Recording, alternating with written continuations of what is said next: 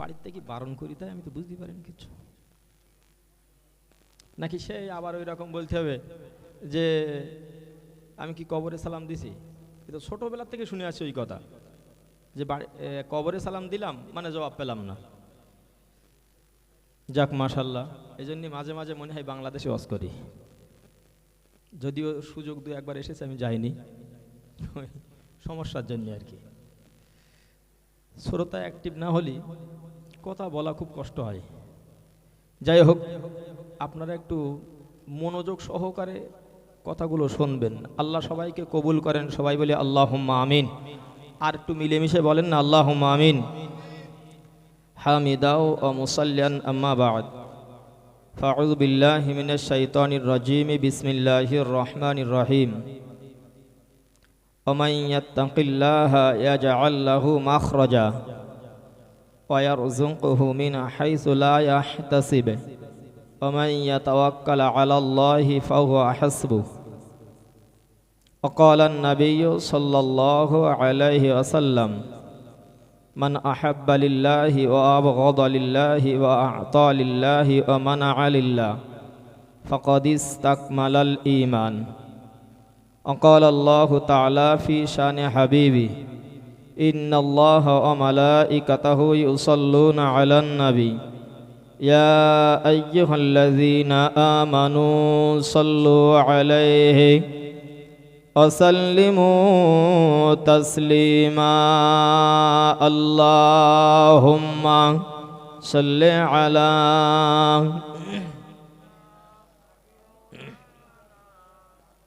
وعلى آل سيدنا দাও খোদা দাও আমার আবার ওমর দারাজ দিল, দাও খোদা দাও আমার আবার ওমর দারাজ দিল, দাও আলীর মতো বীর সেনানী, দাও আলীর মতো বীর সেনানী, জাগাতে নিখিল, দাও খোদা দাও আমার আবার ওমর দারাজ দিল, হামজাকে দাও ঘরে ঘরে জীবন দিতে অকাতরে, হামজাকে দাও ঘরে ঘরে জীবন দিতে অকাতরে, আবার কাবা ভাঙতে এলে, আবার কাবা ভাঙতে এলে পাঠাও আবাবিল, দাও খোদা দাও আমার আবার ওমর দারাজ দিল, দাও আলীর মতো বীর সেনানী, দাও আলীর মতো বীর সেনানী, জাগাতে নিখিল, দাও খোদা দাও আমায় আবার ওমর দারাজ দিল, আল্লাহুম্মা সাল্লি আলা সাইয়্যিদিনা মাওলানা মুহাম্মদ وعلى آل سيدنا সাল্লাল্লাহু আলাইহি ওয়াসাল্লাম। সম্মানীয় ঐতিহাসিক ইসালে সাহাবের সভাপতি সাহেব, বিশেষত মুফতি সাহেব হুজুর কেবলা, এছাড়াও উলামায়ে কেরাম, হুফাজে কেরাম, হুজ্জাজে কেরাম, আহুত অনাহুত সর্বস্তরের শ্রোতা মণ্ডলী, শুক্রিয়া মহান আল্লাহর, যিনি বৈকারা আদর্শ হিফজুল কোরআন ও রহমানিয়া হাই মাদ্রাসার পবিত্র ইসলে সওয়াবে আমাদের আসার বসার, কিছু কথা বলার এবং শোনার মতো তৌফিক দান করেছেন। উচ্চ রবে মিলেমিশে সবাই একটু বলি আলহামদুলিল্লাহ, আর একটু জোরে বলি আলহামদুলিল্লাহ। দরুদ ও সালাম বর্ষিত হোক বিশ্ব নবীর রওজায়, সবাই বলি সাল্লাল্লাহু আলাইহি ওয়াসাল্লাম। 2 দিন ব্যাপী ইসলে সওয়াবে আজ শেষ দিন। আমরা এ জায়গায় যারা যত সময় এসেছি, একাধিক মুখের বক্তব্য আমরা শুনেছি। আমার পরেও মুফতি আব্দুল মাতিন সাহেব হুজুর তিনি আসবেন। অল্প কিছু সময় দুটি একটি কথা বলে বিদায় নেব ইনশাআল্লাহ। পৃথিবীতে হক, ন্যায়, সত্য প্রতিষ্ঠিত হয়েছে, আজও আছে, ভবিষ্যতেও তা থাকবে। একটু ইনশাআল্লাহ বলেন। এবার একবার মিলেমিশে বলেন সুবহানাল্লাহ। আব্বা আদম আলাইহিস সালাতু সালামের ওই যে 2 জন ছেলের কথা, হাবিল এবং কাবিল, তা আপনাদের জানা আছে।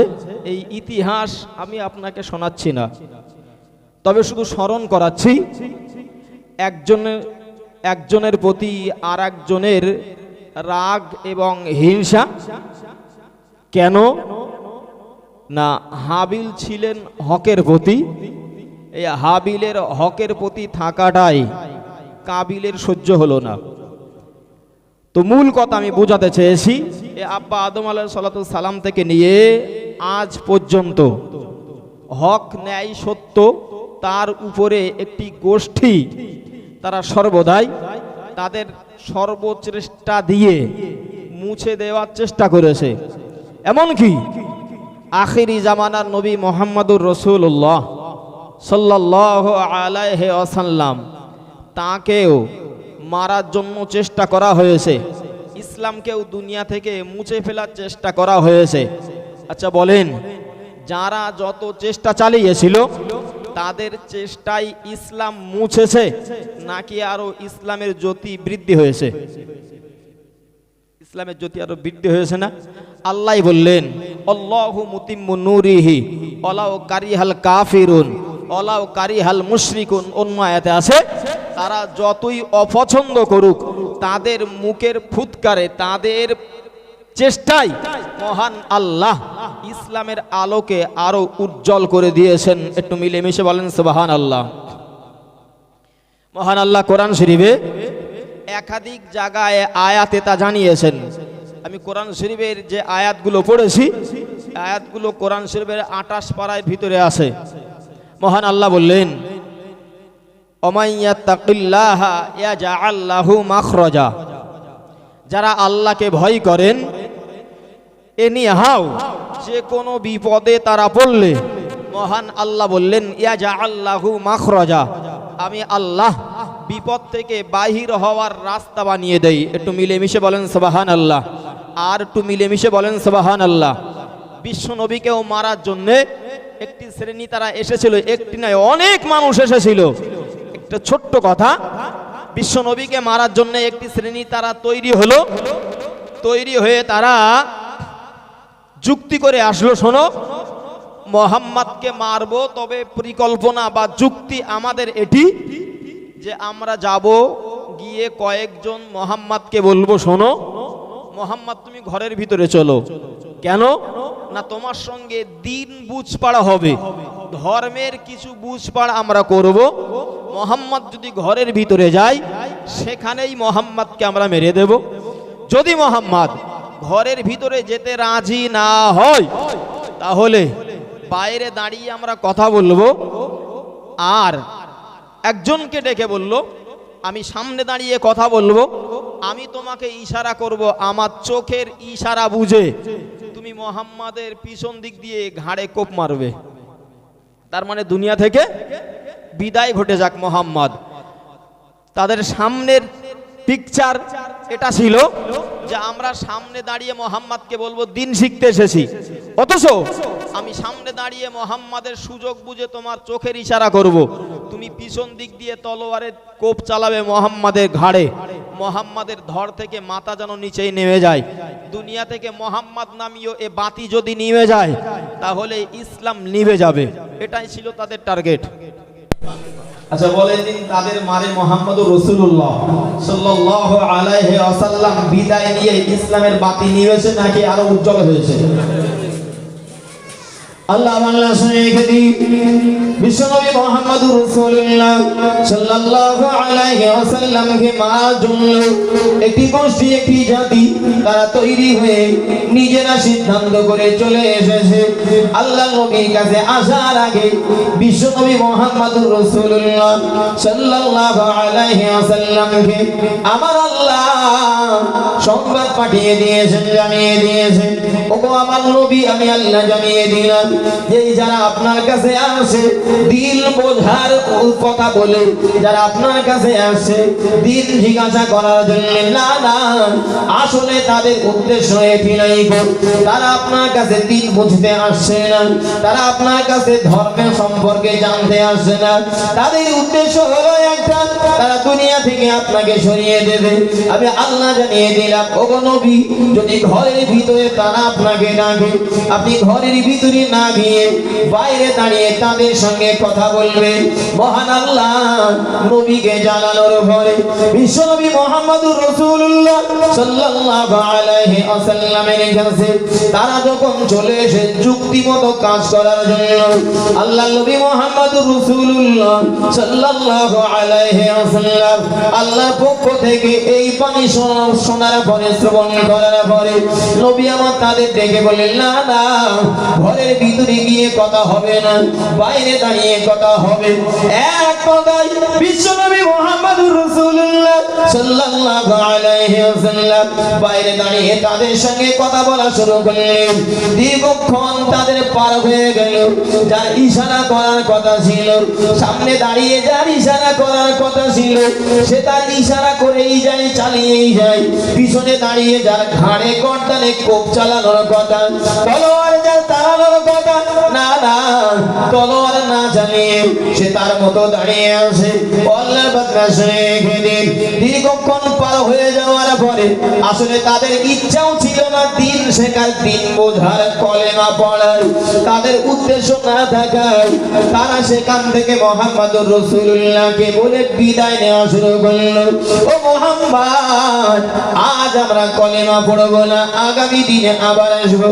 আল্লাহ বান্দা শুনে রেখে, বিশ্বনবী মুহাম্মদুর রাসূলুল্লাহ সাল্লাল্লাহু আলাইহি ওয়াসাল্লামের কাছ থেকে বিদায় নিয়ে বাড়ির পথে রওনা যখন তারা দিয়েছে, পথিমধ্যে নিজেদের ভিতরে এবার ঝামেলা শুরু হয়ে গিয়েছে। নিজেদের ভিতরে ঝামেলা হলো কি, একজন আর একজনকে দেখে বলে, আমি তোমাকে ইশারা করব বলেছিলাম, ইশারাও করেছিলাম, আমার চোখের ইশারা কি তুমি বুঝতে পারোনি? যার ইশারা করেছিল, যার তলোয়ার চালানোর কথা ছিল, একবার নয় গো, সে বারবার ডেকে বলল, আমি বুঝেছি, আমি তোমার চোখের ইশারা বুঝেছিলাম। তিনি বলল, কেন তাহলে তুমি তলোয়ার চালাওনি? একবারে বলো। যার তলোয়ার চালানোর দায়িত্ব ছিল ডাক দিয়ে সে বলল, তলোয়ার আমি চালানোর জন্য তৈরি হচ্ছিলাম, চোখের ইশারাও বুঝেছিলাম, তবে তলোয়ার চালাতে পারিনি একটি কারণে, আমি যখন তলোয়ার খানা পাকিয়ে নিয়ে মুহাম্মাদের গর্দানে চালানোর জন্য রেডি হয়ে যায়, না না, ওই সময় আমি মুহাম্মাদকে দেখতে পাই না। আমার মাঝে আর মুহাম্মাদের মাঝে একটা অদৃশ্যের পর্দা হাজির হয়ে যায়। সুবহানাল্লাহ। আর একটু মিলেমিশে বলেন সুবহানাল্লাহ। আল্লাহ বান্দা শুনে রেখে দিন। শুধু তাই নয় গো, সে আবার জবাব দিয়ে বলেছিল, আমার মাঝে আর মুহাম্মাদের মাঝে শুধু একটি পর্দা এসে হাজির হয়ে যাচ্ছিল, শুধু একটি পর্দা পড়ে যাচ্ছিল, যবনিকা পড়ে যাচ্ছিল, তাই নয় গো। আমি যখন তলোয়ার চালানোর জন্য তৈরি হয়ে যাচ্ছিলাম, আমি দেখছিলাম না না মোহাম্মদ নাই গো, আমার সামনে তুমি দাঁড়িয়ে আছো। আমি মনে করেছিলাম, আমি ভেবেছিলাম আমার তলোয়ার যদি আমি চালিয়ে দেই তাহলে তোমার সন্তানগুলো এতিম হয়ে যাবে, তোমার বাবা মা সন্তানহারা হয়ে যাবে, স্ত্রী তোমার বিধবা হয়ে যাবে। এজন্য চোখের ইশারা বুঝতে পারার পরে না না আমি তলোয়ার খানা চালাইনি, শুধুমাত্র আপনার দিকেই খেয়াল করে আমি বুঝেছিলাম যদি তলোয়ার চালিয়ে দিতাম মোহাম্মদ নয় গো, আমার সামনে তুমি ছিলে, তোমার ঘর থেকে মাথা খানা জমিনে পড়ে যেত। সুবহানাল্লাহ বলেন। আল্লাহ বললেন ওমাইয়া তাওয়াক্কাল আলাল্লাহি ফাহুয়া হাসবু, যারা আল্লাহর উপরে ভরসা করে আমার আল্লাহ তাদের জন্য যথেষ্ট হয়ে যান। একটু মিলেমিশে বলেন সুবহানাল্লাহ। নবী একা ছিলেন, হকের পথে ছিলেন, ভরসা করেছেন কার উপরে বলেন? একটু মিলেমিশে বলেন আমার আল্লাহ সাহায্য করেছেন না করেননি? আল্লাহ আল্লাহ শরীফিন শুধু তাই নয় গো, বিশ্বনবী মুহাম্মদুর রাসূলুল্লাহ সাল্লাল্লাহু আলাইহি ওয়াসাল্লামের কথা শুধু নয় গো, বিশ্বনবী মুহাম্মদুর রাসূলুল্লাহ সাল্লাল্লাহু আলাইহি ওয়াসাল্লামের পুত্র যায়েদ বিন হারেসা রাদিয়াল্লাহু আনহু তার জীবনীটা একটু আলগা করে দেখুন। বিশ্বনবী মুহাম্মদুর রাসূলুল্লাহ মক্কা ছেড়ে যখন মদিনায় চলে গিয়েছিলেন, মদিনায় চলে যাওয়ার পরই সাহাবায়ে কেরামগণেরা একে একে মক্কার জমিন ছেড়ে দিয়ে মক্কার জমিন ত্যাগ করে মদিনায় পথে তারা পাড়ি দিচ্ছিলেন। এই সময় যায়েদ বিন হারেসা রাদিয়াল্লাহু আনহু তিনি সিদ্ধান্ত নিয়েছেন এই মক্কায় আমিও থাকবো না, মদিনার পথে আমি পাড়ি দেব, রাসূলুল্লাহর কাছে চলে যাব। সংবাদ কানা কয়েকজনের কাছে পৌঁছে গিয়েছে। যায়েদ বিন হারেসা রাদিয়াল্লাহু আনহুর কাছে একজন ব্যক্তি এসে ডাক দিয়ে বলল, ওগো যায়েদ তুমি শুনে রেখে দাও, যে জমিনে মুহাম্মদ নাই, যে জমিনে রাসূলুল্লাহ নাই, এই জমিনে আমি থাকতে রাজি নই, আমিও চলে যাব। মুহাম্মদুর রাসূলুল্লাহ যেখানে গিয়েছেন ওই মদিনায় আমিও পাড়ি দেব। ওগো যায়েদ আমি শুনেছি, আমার কানে এসেছে আপনি মক্কা ছেড়ে মদিনায় চলে যাবেন। না না একা যেতে হবে না, আমি আপনার সঙ্গে সঙ্গে হব, একই সঙ্গে দুজন সঙ্গে হয়ে বিশ্ব নবী যেখানে পাড়ি দিয়েছেন মদিনায়, ওই মদিনায় দুজন চলে যাব। আল্লাহ বান্দা শুনে রেখে দিন, কি সুন্দর সঙ্গ দিয়েছে, কি সুন্দর সাধুত্বের পরিচয় দিয়েছে। যে জমিনে রাসূল নাই সেখানে আমি থাকবো না।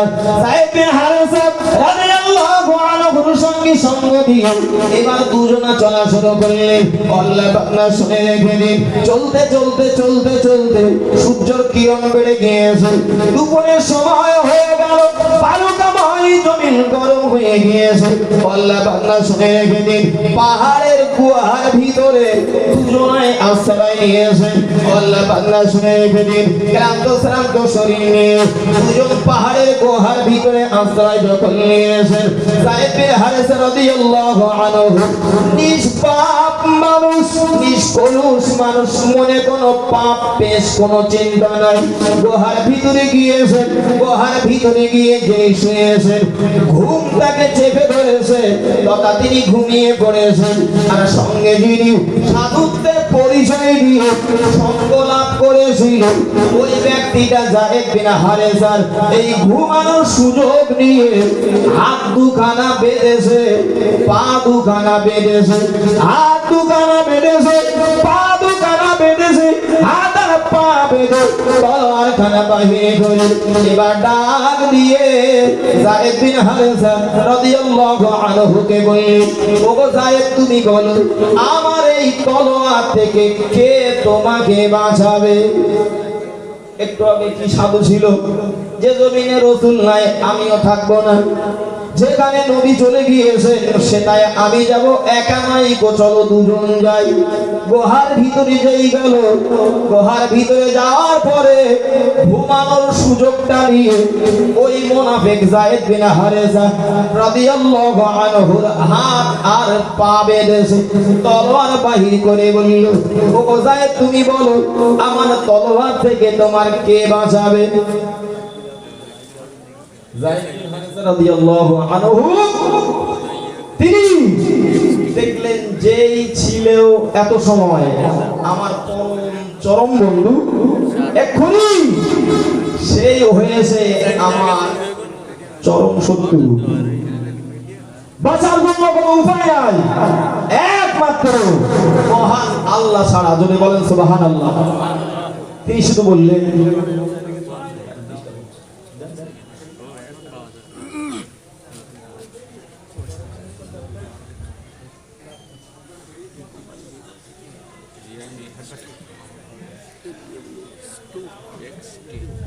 শেষ কথা বলছি, তিনি বললেন আল্লাহর কাছে সাহায্য চাইলেন, আগিথনি ইয়া রহমান শব্দ তিনি যেই করলেন মুখ দিয়ে, আগিথনি ইয়া রহমান, হে রব, হে রহমান, হে দয়াময়, আপনি আমার এই কঠিন বিপদে সাহায্য করুন। তিনি একটি শব্দ শুনেছেন, সঙ্গে ওই মুনাফিক শুনতে পেয়েছে যে খবরদার মুনাফিক তুমি সতর্ক হয়ে যাও, যায়েদ বিন হারেসা রাদিয়াল্লাহু আনহুর একটি পশমের জন্য কোনো ক্ষতি না হয়। একটু মিলেমিশে বলেন সুবহানাল্লাহ, আর একটু জোরে বলেন সুবহানাল্লাহ। মুনাফিকটা বাইরে গেল, দেখে আসলো, ঘুরে দেখে এসে কাউকে পেল না, ভিতরে গেল। এবার দৃঢ় সংকল্প করেছে যে এবার মেরে দেব। আবার তলোয়ার উঁচিয়েছে, দ্বিতীয়বার আবার যায়েদ বিন হারেসা রাদিয়াল্লাহু আনহু আবার ডাক দিয়েছেন রহমান বলে। আবার একটা অদৃশ্যের আওয়াজ ভেসে আসলো আগের থেকে জোরে, যে সাবধান হয়ে যাও মুনাফিক। মুনাফিকের অন্তরে একটু ভয় হলো, বাইরে এসেছে, ঘুরে চলে গেল, কাউকে পেল না, ভিতরে গিয়ে এবার একদম মেরে দেবই, নিয়ে পাকা। ভিতরে যেই গিয়ে আবার তলোয়ার রেডি করেছে, আবার একটা শব্দ শুনতে পেল, মুনাফিক তুমি সাবধান হয়ে যাও। তবে আওয়াজটা আগের দুইবারের থেকে আর একটু তীব্র, জোরে বলেন সুবহানাল্লাহ। পাহাড়ের যেন কম্পন শুরু হয়ে গিয়েছে। যেই মুনাফিকটি বাইরে চলে এসেছে, বাইরে চলে আসার পরে মুনাফিকটি দেখতে পেল সুদর্শন অচেনা এক ব্যক্তি, শুভ্র পোশাক, সুন্দর এক ঘোড়ায় চড়ে গুহার বাইরে দাঁড়িয়ে আছে। বাইরে পার হয়েছে, তার হাতের তলোয়ার দিয়ে মুনাফিকটাকে চিরতরে জাহান্নামে পাঠিয়ে দিয়েছেন, যদি বলেন সুবহানাল্লাহ। ভিতরে চলে গেলেন যায়েদ বিন হারেসা রাদিয়াল্লাহু আনহু, অতল সাগরে যেন এক ভেলা দিয়েছেন, হাত পা খুলে দিয়েছেন। তিনি পরিচয় জানতে চেয়েছেন, কে আপনি, এই বিপদে আমার সাহায্য করেছেন। তিনি বললেন, আমি হলাম রূহুল্লাহ তথা আল্লাহর ফেরেশতা জিবরিল। একটু জোরে বলেন না সুবহানাল্লাহ। আল্লাহ বললেন, ওমাইয়াত্তাকিল্লাহা ইয়াজআল লাহু মাখরাজা, যারা আল্লাহকে ভয় করে, বিপদে পড়লে, যে কোনো বিপদে আল্লাহকে ভয় করলে, আল্লাহকে ভরসা করলে, হক ন্যায় সত্যের উপরে থাকলে, আমার আল্লাহ দুনিয়াতে তাকে বিপদ থেকে বাহির হওয়ার রাস্তা বানিয়ে দেন। একটু মিলেমিশে বলেন সুবহানাল্লাহ, সুবহানাল্লাহ। হকের উপরে ছিলেন, আছেন, সঙ্গ দিয়েছেন, সঙ্গে আছে, ন্যায়ের পথে থাকে, যে কোনো বিপদ, ঝড় ঝাপটা, আমফান বলেন না যাই বলেন, আসলে আমার আল্লাহ সহায় হয়ে যাবে, সমস্ত বিপদ থেকে বাঁচিয়ে মুনাফিকদের দুনিয়া থেকে নিপাত করে দেবেন। আল্লাহ যেন কবুল করেন। সবাই বলে আল্লাহুম্মা আমিন। ভাষার ভুল ত্রুটি ক্ষমা চেয়ে বক্তৃতা এখানে ইতি করছি। ওয়া আলাইনা ইল্লাল বালাগ। আসসালামু আলাইকুম ওয়া রাহমাতুল্লাহ। অনেক অনেক ধন্যবাদ হযরত মাওলানা মুফতি বাকিরুল্লাহ সাহেবকে। এখন আপনাদের সম্মুখে মুফতি আব্দুল মাতিন সাহেব হুজুর বক্তব্য রাখছেন। নারায়ে তাকবীর, আরো জোরে আওয়াজ দিয়ে নারায়ে তাকবীর। বৈকারা আদর্শ হিফজুল কোরআন ও রহমানিয়া হাই মাদ্রাসা।